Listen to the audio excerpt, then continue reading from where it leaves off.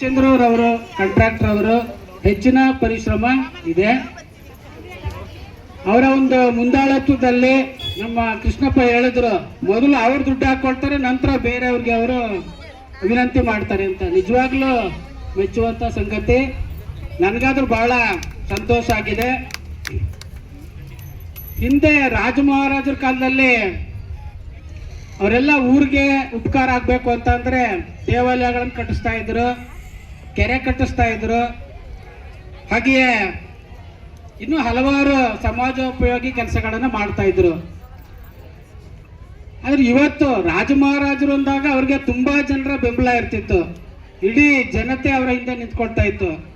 ಆದ್ರೆ ಇವತ್ತು ಪ್ರಜಾಪ್ರಭುತ್ವ ವ್ಯವಸ್ಥೆನಲ್ಲೂ ಕೂಡ ನಾವು ಒಂದು ವ್ಯವಸ್ಥೆಯಲ್ಲೂ ಕೂಡ ಒಂದು ದೇವಸ್ಥಾನ ಮಾಡ್ತೀವಿ, ಒಂದು ಕೆರೆ ಕಟ್ಟಿಸ್ತೀವಿ ಅಂತ ಅಂದ್ಕೊಂಡಾಗ ಅವರ ಹಿಂದೆ ಜನ ಇದೆಯಲ್ಲ, ಅದನ್ನ ನಾವು ಬಹಳ ಪ್ರಶಂಸೆಯನ್ನ ಮಾಡಬೇಕು.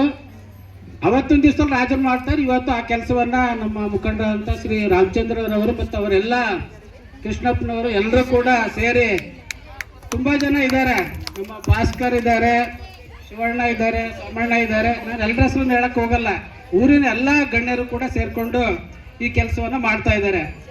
ನನಗೆ ಒಂದು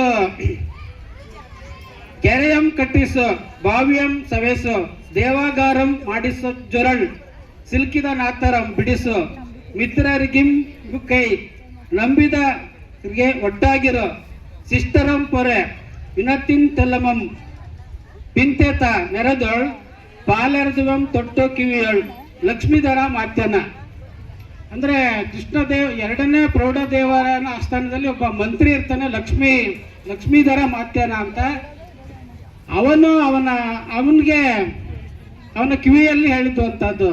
ಅಂದ್ರೆ ಅವತ್ತಿನ ಕಾಲದಲ್ಲಿ ಒಂದು ಕೆರೆಯನ್ನ ಕಟ್ಸು, ದೇವಾಲಯವನ್ನ ಕಟ್ಸು, ಶಿಷ್ಟರನ್ನ ರಕ್ಷಣೆ ಮಾಡು, ದುಷ್ಟರನ್ನ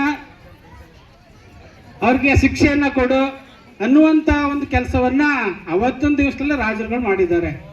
ಆದ್ರೆ ಇವತ್ತು ಅಂತ ಒಂದು ಪುಣ್ಯದ ಕೆಲಸ ನಮ್ಮ ಗ್ರಾಮದಲ್ಲಿ ಆಗಿರೋದು ನನ್ಗಾದ್ರೂ ಬಹಳ ಸಂತೋಷ ಉಂಟು ಮಾಡಿದೆ. ಒಂದು ದೇವಸ್ಥಾನ ಯಾಕಿರ್ಬೇಕು ಅಂತ ಸಮಾಜದಲ್ಲಿ ಯಾಕಿರ್ಬೇಕು? ನಾವು ಮಾನಸಿಕವಾಗಿ ನೆಮ್ಮದಿಯಾಗಿರ್ಬೇಕು ಅಂತ ಅಂದ್ರೆ, ಮನಸ್ಸಂತೋಷಗೊಳ್ಬೇಕು ಅಂದ್ರೆ ತಾಳ್ಮೆ ಬೇಕು, ಸಹನೆ ಬೇಕು, ಸಾಕ್ಷಾತ್ಕಾರ ಬೇಕು ಅಂತ ಅಂದ್ರೆ ನಾವು ದೇವಸ್ಥಾನಕ್ಕೆ ಹೋಗ್ಬೇಕಾಗುತ್ತೆ. ಹಾಗೇನೆ ಇವತ್ತು ನಮ್ಮೂರಿನಲ್ಲಿ ಏನು ಪ್ರತಿಷ್ಠಾಪನೆ ಆಗಿದೆ, ಆ ದೇವಸ್ಥಾನ ಒಳಗಡೆ ಹೋದ್ರೆ ನಮ್ಗೆ ಒಂದು ರೀತಿ ಸಕಾರಾತ್ಮಕವಾದ ಚಿಂತನೆಗಳು ನಮ್ಮಲ್ಲಿ ಮೂಡುತ್ತೆ. ವಿವೇಕಾನಂದರು ಒಂದು ಮಾತು ಹೇಳ್ತಾರೆ, ಏನಪ್ಪಾ ಅಂತಂದ್ರೆ, ನಿಮ್ಮ ಮನಸ್ಸು ಮತ್ತು ಮೆದುಳನ್ನ ಉನ್ನತ ಆದರ್ಶಗಳಿಂದ ತುಂಬಿ ನಿಮ್ಮ ಸಮಾಜದಲ್ಲಿ ಮಹತ್ ಕಾರ್ಯಗಳು ಜರುಗುವಂತ. ಅಂದ್ರೆ ಇವತ್ತೇನು ರಾಮಚಂದ್ರವ್ರು ಆಗ್ಬೋದು, ವೇಣುಗೋಪಾಲ್ ಆಗ್ಬೋದು, ನಮ್ಮ ದಿವಾಕರಣ್ಣ ಆಗ್ಬೋದು, ಕೃಷ್ಣಪ್ಪ ಆಗ್ಬೋದು, ಎಲ್ಲರೂ ಕೂಡ ಅವ್ರ ಮನಸ್ಸಿನಲ್ಲಿ ಉನ್ನತವಾದಂತ ಆಲೋಚನೆಗಳನ್ನ ಇಟ್ಕೊಂಡಿದ್ದಾರೆ. ಹಾಗಾಗಿ ಒಂದು ಮಹತ್ ಕಾರ್ಯಗಳು ಈ ಒಂದು ಸಮಾಜದಲ್ಲಿ ನಮ್ಮ ಗ್ರಾಮದಲ್ಲಿ ನಡೀಲಿಕ್ಕೆ ಸಾಧ್ಯವಾಗಿದೆ ಅಂತ ನಾನಾದ್ರೂ ಹೇಳಲಿಕ್ಕೆ ಬಯಸ್ತೇನೆ. ಇವತ್ತು ನಾವು ಯಾಕೆ ದೇವರ ಹತ್ರ ಹೋಗ್ಬೇಕು, ದೇವಾಲಯಕ್ಕೆ ಯಾಕೆ ಹೋಗ್ಬೇಕು ಅಂತಂದ್ರೆ, ಈ ನಾಡಿನಲ್ಲಿ ಇರುವಂತ ಹಲವಾರು ಸಾಧಕರು, ಗಾಂಧೀಜಿ ತೆಗೆದುಕೊಳ್ಳಿ, ಅವರು ರಾಮಾಯಣ ಮಹಾಭಾರತ ಸತ್ಯಹರಿಶ್ಚಂದ್ರ ಕಾವ್ಯದಿಂದ ಪ್ರೇರಣೆಗೊಂಡು ಇಡೀ ರಾಷ್ಟ್ರಕ್ಕೆ ಒಬ್ಬ ರಾಷ್ಟ್ರಪಿತ ಆದ್ರು, ರಾಷ್ಟ್ರ ನಾಯಕರಾದ್ರು. ಹಾಗೆ ವಿವೇಕಾನಂದರನ್ನು ತೆಗೆದುಕೊಂಡ್ರೆ ಅವ್ರ ಗುರುಗಳಾದಂತಹ ರಾಮಕೃಷ್ಣ ಪರಮಹಂಸರೇನಿದ್ರು, ಅವರು ಪೂಜೆ ಮಾಡ್ತಾ ಇದ್ದದ್ದು ಮಹಾಕಾಳಿಯನ್ನ, ಕಾಳಿ ದೇವತೆಯನ್ನ. ಹಾಗೆ ಪ್ರತಿಯೊಬ್ಬರು ಸಾಧಕರು ಕೂಡ ಅವರ ಜೀವನದಲ್ಲಿ ದೇವರನ್ನ ಸಾಕ್ಷಾತ್ಕರಿಸಿಕೊಂಡು ಕೆಲಸ ಮಾಡಿದಂಥವ್ರು. ಹಾಗಾಗಿ ಇವತ್ತು ನಮ್ಮ ದೇಶದಲ್ಲಿ, ನಮ್ಮ ಸಮಾಜದಲ್ಲಿ ಕಲೆ ಆಗ್ಬೋದು, ಶಿಲ್ಪಕಲೆ ಆಗ್ಬೋದು, ಸಾಹಿತ್ಯ ಆಗ್ಬೋದು, ವಾಸ್ತುಶಿಲ್ಪ ಆಗ್ಬೋದು, ಇವೆಲ್ಲವೂ ಕೂಡ ಈ ಒಂದು ಸಮಾಜದ ಉನ್ನತಿಗೆ ಆಗಿರುವಂತಹದ್ದು. ನಾವು ಸಂಗೀತ ಕೇಳಬೇಕು ಅಂತ ಅಂದ್ಕೊಳ್ತೀವಿ. ನಾನು ನಂದು ರಿಕ್ವೆಸ್ಟ್ ಇದೆ, ಸಲಹೆ ಇದೆ, ಸಾಧ್ಯವಾದ್ರೆ ದೇವಸ್ಥಾನದಲ್ಲಿ ಯಾವಾಗ್ಲಾದ್ರೂ ಅಟ್ಲೀಸ್ಟ್ ತಿಂಗಳಿಗೆ ಒಂದ್ಸಲ ನಾವು ಸತ್ಸಂಗ ಅಂತ ಏರ್ಪಡಿಸಿದ್ರೆ, ಜನರಲ್ಲೂ ಕೂಡ ಭಾಗವಹಿಸಿದ್ರೆ ಊರಿನಲ್ಲಿ ಒಂದು ರೀತಿ ಶಾಂತಿಯ ನೆಲೆಗೊಳ್ಳುತ್ತೆ. ಅದು ನನ್ನ ಒಂದು ರಿಕ್ವೆಸ್ಟ್, ವಿನಂತಿ ಇದೆ. ಹಿಂದೆ ನಾನು ಊರಿಗೆ ಬಂದಾಗ ನನಗೆ ಸ್ಮರಣೆ ಬರುತ್ತೆ. ಏನಪ್ಪಾ ಅಂತಂದ್ರೆ, ಈಗ ಪ್ರಾರ್ಥನೆ ಮಾಡಿದ್ರಲ್ಲ ಚಂದ್ರಣ್ಣ, ಎಷ್ಟು ಸುಶ್ರಾವ್ಯವಾಗಿ ಅವರು ಪ್ರಾರ್ಥನೆಯನ್ನ ಮಾಡಿದ್ರು.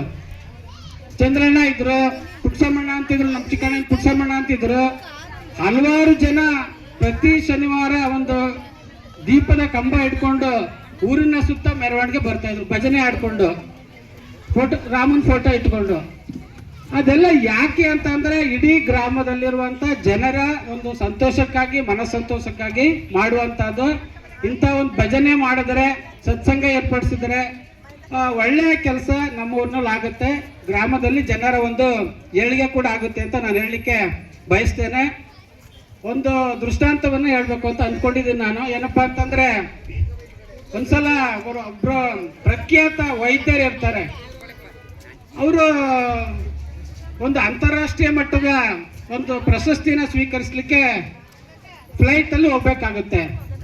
ಫ್ಲೈಟಲ್ಲಿ ಹೋದಾಗ ಅವ್ರಿಗೆ ಏನಾಗುತ್ತೆ, ಫ್ಲೈಟ್ ಯಾವುದೋ ಒಂದು ಏರ್ಪೋರ್ಟಲ್ಲಿ ಹೋಗೋದು ತಾಂತ್ರಿಕ ಅಡಚಣೆಯಿಂದ ಇನ್ಯಾವುದೋ ಏರ್ಪೋರ್ಟಲ್ಲಿ ಇಳಿದ್ಬಿಡುತ್ತೆ. ಇಳಿದ ತಕ್ಷಣ ಏನಾಗುತ್ತೆ, ಪಾಪ ಇವರು ಆ ಒಂದು ಸಮಾರಂಭಕ್ಕೆ ಹೋಗ್ಬೇಕು. ಹೋಗುವಂಥ ಸಮಯದಲ್ಲಿ ಏನಾಗುತ್ತೆ ಅಂತ ಅಂದರೆ, ನೆಕ್ಸ್ಟ್ ಫ್ಲೈಟ್ ಇರೋವಂಥದ್ದು 8 ಗಂಟೆ ನಂತರ. ಅವಾಗ ಯಾರೋ ಅವ್ರಿಗೆ ಸಲಹೆ ಮಾಡಿದ್ರಂತೆ, ನೀವು ಕಾರ್ನಲ್ಲಿ ಹೋದರೆ ಒಂದು 2 ಗಂಟೆ ಒಳಗಡೆ ನಿಮ್ಮ ಸಮಾರಂಭದ ಸ್ಥಳವನ್ನು ತಲುಪಬಹುದು ಅಂತ. ಆಗ ಆಯ್ತು ಅಂದ್ಕೊಂಡು ಇವರು ಒಂದು ಬಾಡಿಗೆ ಕಾರ್ ಮಾಡ್ಕೊಂಡು ಹೊರಡ್ತಾರೆ. ಹೊರಟಾಗ ತುಂಬ ಜೋರಾಗಿ ಧಾರಾಕಾರವಾದಂಥ ಒಂದು ಮಳೆ ಬಂದ್ಬಿಡುತ್ತೆ. ಇವತ್ತಿನ ರೀತಿನಲ್ಲಿ ಅವತ್ತೇನು GPS ಇರಲಿಲ್ಲ. GPS ಇದ್ರೆ ಇವತ್ತು ಹಾಕೊಂಡೋದ್ರೆ ಅದು ಕರೆಕ್ಟಾಗಿ ಆ ಸ್ಥಳಕ್ಕೆ ಕರ್ಕೊಂಡು ಹೋಗುತ್ತೆ. ಕೆಲವು ಸಲ GPS ಕೂಡ ನಮ್ಮನ್ನ ದಾರಿ ತಪ್ಪಿಸುತ್ತೆ. ಇವರು ಹೋಗ್ಬೇಕಾದ್ರೆ ತುಂಬಾ ಧಾರಾಕಾರವಾದ ಮಳೆ, ಅತಿ ಹೆಚ್ಚಿನ ಮಳೆ, ಸುಂಟ್ರಗಾಳಿ, ಬಿರುಗಾಳಿ ತರ ಮಳೆ ಬರ್ತಾ ಇತ್ತು. ಹೋದಾಗ ಆ ಕಾರ್ ಏನಾಗುತ್ತೆ, ಅದು ಎಲ್ಲೋ ದಾರಿ ತಪ್ಪಿಬಿಡುತ್ತೆ. ದಾರಿ ತಪ್ಪಿದಾಗ ಇವ್ರಿಗೆ ಇನ್ನೇನು ರಾತ್ರಿ ಆಗಿ ಬಂತು, ಸಾಯಂಕಾಲ ಆಗಿ ಬಂತು. ಆ ವೇಳೆನಲ್ಲಿ ಇನ್ನೇನು ಇವ್ರಿಗೆ ತುಂಬಾ ಹಸಿವಾಗ್ತಾ ಇರುತ್ತೆ, ಬಾಯಾರಿಕೆ ಆಗ್ತಾ ಇರುತ್ತೆ, ನೀರು ಕುಡಿಬೇಕು, ಏನಾದ್ರು ತಿನ್ಬೇಕು ಅನಿಸ್ತಾ ಇರುತ್ತೆ. ಏನೂ ಸಿಕ್ಕಲ್ಲ. ಒಂದು ನಿರ್ಜನ ಪ್ರದೇಶದಲ್ಲಿ ಹೋಗ್ತಾ ಇದ್ದಾರೆ. ಎಲ್ಲೋ ಒಂದ್ ಕಡೆ ಒಂದು ಹಳೆ ಮನೆ ಸಿಕ್ಕುತ್ತೆ. ಆ ಮನೆಗೆ ಹೋಗ್ಬಿಟ್ಟು ಅವರು ಆ ಮನೆ ಬಾಗಿಲು ತಟ್ತಾರೆ. ಮನೆ ಬಾಗಿಲು ತಟ್ಟಾಗ ಮಹಿಳೆ ಬಂದು ಬಾಗಿಲು ತೆಗಿತಾರೆ. ತುಂಬಾ ಜೋರ್ ಮಳೆ ಇದ್ದಿದ್ರಿಂದ ಅವರನ್ನ ಒಳಗಡೆ ಕರೆದು ಅವ್ರಿಗೆ ತಿಂಡಿ ಕೊಟ್ಟು, ಕಾಫಿ ಕೊಟ್ಟು ಸತ್ಕಾರ ಮಾಡ್ತಾರೆ. ಮಾಡಿದ ನಂತರ ಆ ಮಹಿಳೆ ಇದ್ರಲ್ಲ ಆ ಮನೆಯಲ್ಲಿ ಅವ್ರು ಏನ್ ಮಾಡ್ತಾ ಇದ್ರು, ಆ ಒಂದು ಮೂಲೆನಲ್ಲಿ ಒಂದು ಮಗು ಮಲಗಿಸಿರ್ತಾರೆ. ಆ ಮಗು ಹತ್ರ ಕುತ್ಕೊಂಡು ಅವರು ಪ್ರಾರ್ಥನೆ ಮಾಡ್ತಾ ಇರ್ತಾರೆ. ಆಗ ಅವರು ವೈದ್ಯರು ಕೇಳ್ತಾರೆ, ಆಮೇಲೆ ಆ ಅಮ್ಮ ಕೇಳ್ತಾರೆ, ನೀವು ಬನ್ನಿ ಪ್ರಾರ್ಥನೆ ಮಾಡಿ ಅಂತ. ನನಗೆ ಈ ಪ್ರಾರ್ಥನೆನೆಲ್ಲ ನಂಬಿಕೆ ಇಲ್ಲ, ನನ್ಗೇನಿದ್ರು ಕೆಲಸ ದುಡಿಮೆ ಮಾಡೋದ್ರಲ್ಲಿ ಮಾತ್ರ ನಂಬಿಕೆ ಇದೆ ಅಂತ ಹೇಳ್ತಾರೆ. ಅವ್ರು ಒಂದಾದ್ಮೇಲೆ ಒಂದು ಪ್ರಾರ್ಥನೆಯನ್ನ ಮಾಡ್ತಾ ಹೋಗ್ತಾ ಇರ್ತಾರೆ ಆ ಮಹಿಳೆ. ಕೊನೆಗೆ ವೈದ್ಯರು ಕೇಳ್ತಾರೆ, ನೀವು ಇಷ್ಟೊಂದು ಪ್ರಾರ್ಥನೆ ಮಾಡ್ತಾ ಇದ್ದೀರಲ್ಲ, ನಿಮ್ಗೆ ಆ ದೇವ್ರಿಗೆ ಕೇಳಿಸುತ್ತಾ ಅಂತ. ಅವಾಗ ಅವ್ರು ಹೇಳ್ತಾರೆ, ಮಹಿಳೆ ನೋಡಿ, ನನ್ನ ಮಗು ಇಲ್ಲಿ ಮಲಗಿದೆ, ಈ ಮಗುಗೆ ಗಂಭೀರವಾದಂತ ಒಂದು ಕ್ಯಾನ್ಸರ್ ಕಾಯಿಲೆ ಇದೆ. ಆ ಕಾಯಿಲೆಯನ್ನ ಹೋಗ್ಲಾಡಿಸ್ಲಿಕ್ಕೆ ದೂರದ ಒಂದು ನಗರದಲ್ಲಿ ಪ್ರಖ್ಯಾತ ವೈದ್ಯರಿದ್ದಾರೆ. ಅವ್ರ ಹತ್ರ ಹೋಗ್ಲಿಕ್ಕೆ ನನ್ನ ಹತ್ರ ದುಡ್ಡಿಲ್ಲ. ದೇವ್ರು ಯಾವ್ದಾದ್ರು ರೂಪದಲ್ಲಿ ಬಂದು ನನ್ಗೆ ಸಹಾಯ ಮಾಡ್ಬೋದು ಅಂತ ನಾನು ಪ್ರಾರ್ಥನೆಯನ್ನ ಮಾಡ್ತಾ ಇದ್ದೀನಿ ಅಂತ ಅವ್ರು ಹೇಳ್ತಾರೆ. ಅವಮ್ಮ ಆ ಮಹಿಳೆ, ಆಗ ಇವ್ರಿಗೆ ಕಣ್ಣಲ್ಲಿ ನೀರು ಬಂದ್ಬಿಡುತ್ತೆ. ಇವರೊಬ್ಬ ಪ್ರಖ್ಯಾತ ಕ್ಯಾನ್ಸರ್ ಡಾಕ್ಟರ್ ಆಗಿರ್ತಾರೆ. ಇವರು ಒಂದು ಮೂಲೆಗೆ ಹೋಗ್ಬಿಟ್ಟು ಅಳ್ತಾ ನಿಂತ್ಕೊಂಡ್ಬಿಡ್ತಾರೆ. ಏನ್ ತಾಯಿ, ಏನು ಆ ಮಳೆ ಧಾರಾಕಾರ ಮಳೆ ಸುರಿತಾ ಇದೆ, ಫ್ಲೈಟ್ ಕೆಟ್ಟೋಗಿ ನಿಂತೋಯ್ತು. ನಿನ್ನಲ್ಲಿರುವಂತ ಒಂದು, ನನ್ನಲ್ಲಿ ಏನೋ ಭೌತಿಕವಾದಂತ ಒಂದು ಸಂಪತ್ತು ಇರ್ಬೋದು, ಆದ್ರೆ ನಿನ್ನಲ್ಲಿ ಏನಿದೆ, ಅಪಾರವಾದಂತ ಒಂದು ಭರವಸೆ ಇದೆ. ಭರವಸೆ ಅನ್ನೋದು ಇಂಪಾರ್ಟೆಂಟ್ ಪ್ರತಿಯೊಬ್ಬರಿಗೂ ಕೂಡ. ಆ ಭರವಸೆ ಇಟ್ಕೊಂಡು, ದೇವರಲ್ಲಿ ಭರವಸೆ ಇಟ್ಕೊಂಡು ನೀನು ಪ್ರಾರ್ಥನೆ ಮಾಡ್ತಾ ಇದೆಯಲ್ಲ, ಮಾಡ್ದಲ್ಲ, ಈ ಮಗುವಿನ ಆರೋಗ್ಯದ ಹೊಣೆ ನನ್ನ ಜವಾಬ್ದಾರಿ, ನಾನು ನೋಡ್ಕೊಳ್ತೀನಿ ಅಂತ ಹೇಳ್ತಾರೆ. ಅದು ಇದರಿಂದ ಏನು ಗೊತ್ತಾಗುತ್ತೆ ಅಂದ್ರೆ, ದೇವರು ಎಲ್ರಿಗೂ ಕೂಡ ಯಾವುದಾದ್ರೂ ಒಂದು ರೂಪದಲ್ಲಿ ಸಹಾಯವನ್ನ ಮಾಡೇ ಮಾಡ್ತಾನೆ ಅಂತ ನಾವು ತಿಳ್ಕೊಳ್ಬೇಕು. ಇವತ್ತೇನು ಆದಿಲಕ್ಷ್ಮಿ ಪೂಜೆಯನ್ನ ನಾವು ಮಾಡಿದ್ದೇವೆ, ನಮ್ಮೆಲ್ಲರಿಗೂ ಕೂಡ ಸನ್ಮಂಗಳವನ್ನ ಉಂಟು ಮಾಡುತ್ತೆ ಅಂತ ನಾನಾದರೂ ಆ ದೇವಿಯಲ್ಲಿ ಪ್ರಾರ್ಥಿಸ್ತೇನೆ. ಇನ್ನು ಮಾತನಾಡೋಕ್ಕೂ ತುಂಬ ಟೈಮ್ ಬೇಕಾಗತ್ತೆ. ಬುದ್ಧ ಒಂದ್ಸಲ ಕೇಳ್ತಾನೆ ಒಬ್ಬ ಹುಡುಗನ್ನ, ನೀವು ಪ್ರಾರ್ಥನೆಯನ್ನ ಮಾಡ್ತಾ ಇದಾರಲ್ಲ, ಧ್ಯಾನ ಮಾಡ್ತಾ ಇದಾರಲ್ಲ, ನೀವು ಏನನ್ನ ಗಳಿಸ್ಕೊಂಡ್ರಿ ಇದರಿಂದ ಅಂತ. ಅವಾಗ ಬುದ್ಧ ಹೇಳ್ತಾನೆ, ನೋಡಪ್ಪ, ನಾನು ಗಳಿಸ್ಕೊಂಡಿದ್ದಕ್ಕಿಂತ ಕಳೆದುಕೊಂಡಿದ್ದಕ್ಕಿಂತ ಗಳಿಸ್ಕೊಂಡಿದ್ದೇ ಜಾಸ್ತಿ ಅಂತ ಹೇಳ್ತಾನೆ.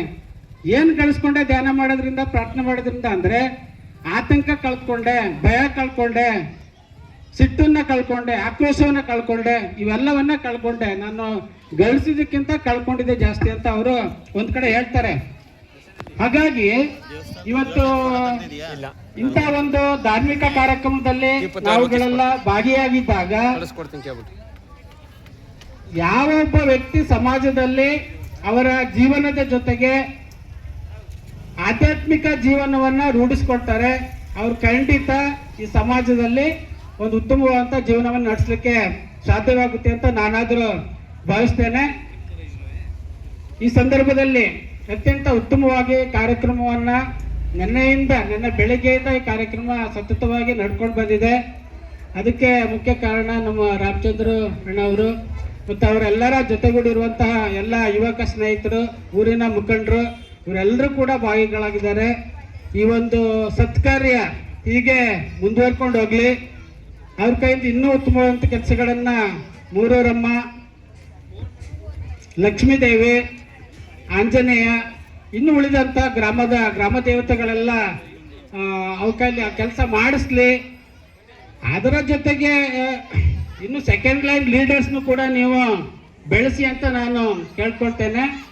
ಇರಲಿ, ಇವ್ರು ಮಾಡ್ತಾ ಇದ್ದಾರೆ, ಇವ್ರ ಮಗ ಕೂಡ ಗ್ರಾಮ ಪಂಚಾಯತ್ ಮೆಂಬರ್ ಆಗಿದ್ದಾರೆ. ಸೆಕೆಂಡ್ ಲೈನ್ ಲೀಡರ್ಸ್ ಕೂಡ ನೀವು ಬೆಳೆಸಿ ಅಂತ ನಾನು ಹೇಳಲಿಕ್ಕೆ ಇಷ್ಟಪಡ್ತೇನೆ.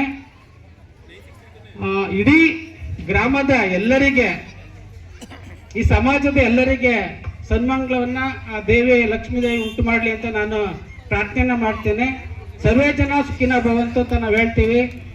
ಹಾಗಿದ್ದಾಗ ಸರ್ವರೂ ಕೂಡ ಸುಖವಾಗಿರ್ಬೇಕು, ಒಳ್ಳೆಯದಾಗಿರ್ಬೇಕು ಅನ್ನುವಂಥ ಮಾತನ್ನ ಹೇಳ್ತಾ ಮಾತನಾಡೋಕ್ಕೆ ಅವಕಾಶ ಮಾಡಿಕೊಟ್ಟಂತಹ ವೇದಿಕೆಯಲ್ಲಿರುವಂಥ ಎಲ್ಲ ಗಣ್ಯರಿಗೆ, ತಮ್ಮೆಲ್ಲರಿಗೆ ವಂಚಿ ನಾನು ಮಾತು ಮುಗಿಸ್ತೇನೆ.